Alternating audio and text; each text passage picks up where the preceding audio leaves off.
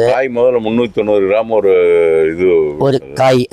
அப்புறம் சாண கரைசல் உங்ககிட்ட வாங்கிட்டு வந்த தாய் திரவத்தை விட்டதுக்கு பிறப்பாடு இப்போ ஒரு காய் வந்து 500 கிராம் வருது. 500 கிராம் காய்க்கு கேரண்டியா 100 கிராம் ஏறுது. 100 கிராம் ஏறுது. 4 மாசம் ஒரு 3 ஏறலாம். ஏன்னா இருக்கிற காய் எப்படி பிடிச்சிருக்குன்னு பாருங்க. காய் அண்ணா வணக்கம். வணக்கம்ண்ணா. நீங்க என்னோட பேர் லோகநாதன். நான் நாமக்கல் மாவட்டம். நம்ம கிட்ட நீங்க இயற்கை விவசாய பயிற்சிக்கு வந்தீங்க. வந்துட்டு இப்போ நம்ம கிட்ட சாண கரைசல் வாங்கிட்டு வந்து பிரமாதமா பண்ணீங்க. ரிசல்ட் நல்லா இருக்குன்னு ரொம்ப நாளா வான்னு கூப்பிட்டீங்க. நம்மளால வர முடியல. இன்னைக்கு முருகனையும் சந்திச்சுட்டு உங்களையும் சந்திச்சுட்டு போலாம் அப்படின்னு வந்தேன். உங்களை பார்க்க முடியாது, முருகனை சந்திச்ச மாதிரி ஒரு மனசுக்கு திருப்தி, ஒரு சந்தோஷம் உங்களுடைய பதில்ல.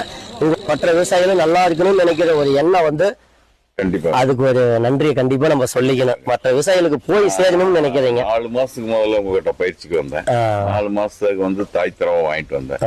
வாங்கிட்டு வந்து ஒரு 900 எங்கிட்ட இருக்கிறது வந்து நான் பழனி வட்டம் எரநாயக்கன்பட்டி கிராமத்திலிருந்து முருகேசன்.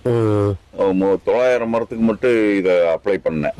இந்த மட்டுக்கு இப்ப 3 மாசத்துல 3 ட்ரிப்பு விட்டேன் எல்லாருக்கும். அதாவது வந்து என்னது புண்ணாக்கு கரைசல், மீன் அமிலம், இது வாழைப்பழ கரைசல், அப்புறம் எருக்கலை கரைசல். இதுக்கு பூராம தாய் திரவமா உங்ககிட்ட வாங்கிட்டு வந்தது சாண கரைசல விட்டேன்.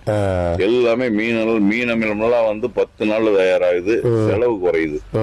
20 கிலோ மீனுக்கு 20 கிலோ சர்க்கரை போட்டு முதல்ல பண்ணிக்கிட்டு இருந்தோம். இப்ப வந்து 7 கிலோ சர்க்கரை போட்டா போதும், சுத்தமா கரைஞ்சிருது. அதுல பாத்தீங்கன்னா பகுதி மீன் அப்படியே இருக்கு. நம்ம 50 நாள் வச்சிருக்கணும். 50 நாள் வச்சு இது 15 நாள் 10 to 15 நாள் 10 நாள் 12 நாள்ல நான் எடுத்து விட்டுறேன். சுத்தமா கரைஞ்சிருது, எடுத்து விட்டுறேன். அதே மாதிரி எருக்கு கரைசலும் அதே மாதிரி கரைஞ்சிருது. புண்ணாக்கும் நல்லா தயாராகுது.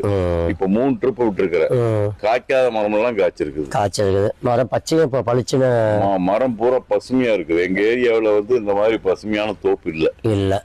சாண கரைசல் உங்ககிட்ட வாங்கிட்டு வந்ததுக்கு மரப்பாடு மிகவும் நல்லா இருக்குது. நேற்று காய்க்காத மரம் எல்லாம் காய்ச்சிருக்கு.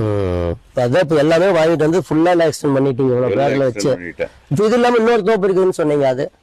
அதுல வந்து இது ஈல்டு இல்லைங்க. இன்னும் நம்ம இதை பயன்படுத்தல. சரி. ஏன்னா இப்ப இங்கேயே 900 மரங்களா? இப்ப 900 மரத்துக்கு ஃபுல்லா இது மட்டும் தான்.